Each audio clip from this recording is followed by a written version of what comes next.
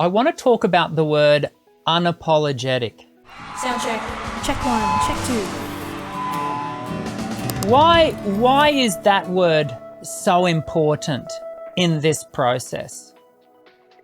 Well, you know, the interesting thing about vulnerability in society is this is something that we don't allow ourselves to be. We don't allow ourselves to feel like we have the authority to speak our mind, to speak our heart. A lot of times, you know, even in my own classes that I've had for teacher training classes, I've had people do assignments where they're telling someone how they feel about them. And they always start with, I'm sorry. They say, I'm sorry, I don't want to scare you. I'm not dying, but I just need to tell you how I feel. Like, what is that? Why do we feel the need to have a disclaimer about who we are and about what we want to say? So to be able to speak your truth in a manner that you don't feel like you have to hide, you have to apologize. I'm sorry for being so happy. I'm sorry for being so angry. I'm sorry for being so loud. I'm sorry for being so soft. Unapologetic. That's who you are. You're beautiful. And that's the kinds of things that we want to just put into our music. Yesterday here in Brisbane, and you might have seen this particular photographer's artwork where he fills the landscape, and it's always on a landscape or out the front of a big world-known architecture with naked bodies. Have you ever seen? Anyway, he's a world-renowned photographer / artist. There is nothing sexualized about this, but for example, on our, did you go across the Story Bridge when you were here in Brisbane just recently? It's our big bridge. Well, they closed the bridge for about 4 hours on Sunday morning before 8 o'clock, and he filled the bridge with 5,000 volunteers who all got their kit off, and it's a thing. It's a thing. And I was listening to some interviews on the radio this morning, dropping my daughter off to school and listening to some people ring in and saying, I was one of the 5,000, and them talking about this wonderfully freeing thing to do to get your kid off, and it's where I'm going with this is no judgment.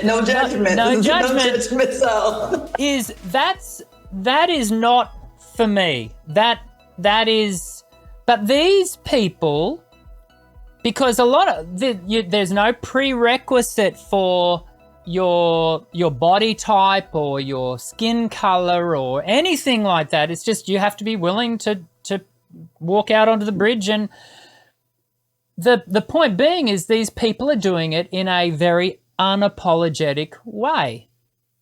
Yeah.